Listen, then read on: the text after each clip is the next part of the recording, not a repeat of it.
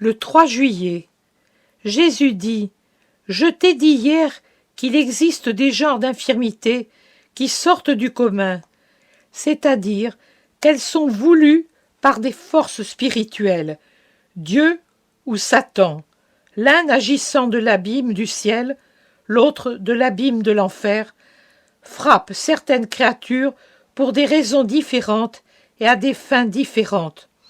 Mais, étant donné l'origine différente et opposée, l'infirmité qui vient de Dieu porte en elle les tirant à la source d'une incommensurable lumière et d'un incommensurable amour, lumière et amour pour la créature martyre de son Dieu. L'autre, qui provient de l'abîme stagnant où règne Satan, enveloppe de ténèbres et de tourments. J'ai dit créature martyre de son Dieu. Oui, l'âme qui s'est abandonnée à son Dieu totalement devient son martyr. Dieu lui-même agit ici en sacrificateur. Mais le martyre de la créature abandonnée à l'amour n'en est pas pour autant moins sanglant, même si le sang n'est pas matériellement versé, que celui de la créature immolée par le bourreau. Parce que, non seulement la chair et le sang, mais l'intellect, l'âme et l'esprit sont torturés dans un martyre heureux dont la fin, après la crucifixion spirituelle, qui stigmatise l'être dans chacune de ses puissances, dans la chair, dans le sang, dans l'intellect, dans l'âme, dans l'esprit, y opposant monceau glorieux, sera l'étreinte enflammée avec la flamme elle-même, avec la charité brûlante, l'engloutissement dans l'ardente unité qu'est notre Trinité, la connaissance complète de ce qu'est Dieu, la possession de Dieu et par Dieu pour l'éternité. Oui, il y a deux formes d'infirmité spirituelle et deux formes de possession spirituelle. En effet, si on dit posséder celui qui est saisi, déchiré, écrasé, dominé par Satan, pourquoi n'appellerait-on pas posséder, à plus juste raison, celui qui est embrassé, soulevé, modelé, dominé par Dieu? Béatifique, sublime, heureuse possession! L'âme, en amour, n'a qu'à s'abandonner à l'amour qui l'entoure, l'embrasse, la pénètre, la transporte, lui confère de nouveaux sens et des connaissances inconnues aux mortels. C'est le plongeon dans le gouffre de Dieu, gouffre de lumière, de savoir, de charité, de toute vertu. C'est un plongeon dans le gouffre de la paix.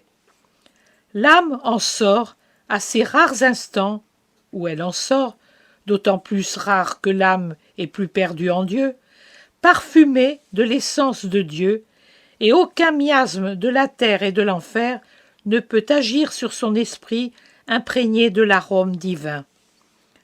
L'âme possédée de Dieu vient à lui ressembler à un tel point que même la forme extérieure et matérielle de son être subit des modifications.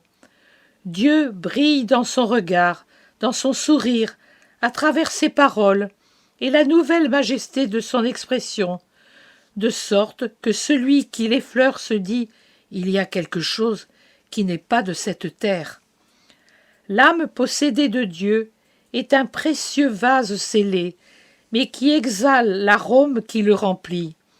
Scellé, puisque l'amour consacre, et la possession fait de l'esprit la propriété d'un seul, et il n'y a que ce seul être qui ouvre et ferme le sceau apposé sur l'esprit qui s'est donné à lui.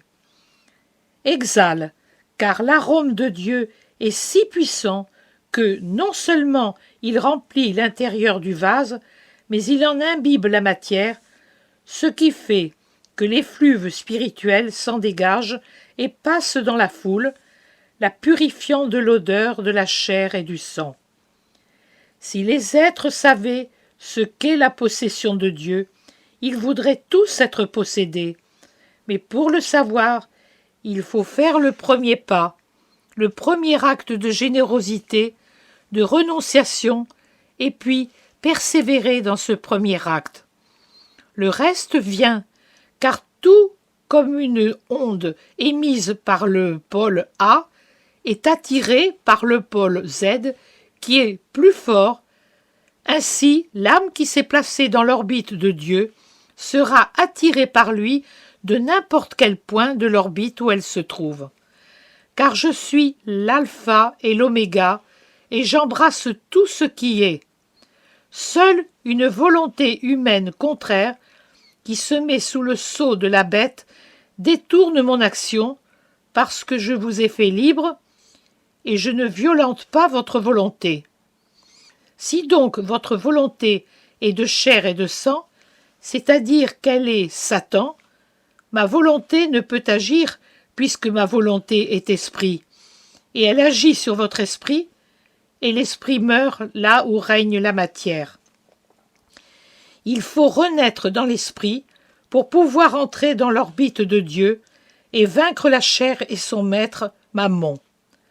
Alors se produit la possession, paradis anticipé sur terre, heureuse ascension de l'âme au ciel dans la mort, plénitude du paradis dans mon royaume, où les miens seront avec moi pour l'éternité, lumière dans la lumière, paix dans la paix, joie dans la joie, gloire dans la gloire.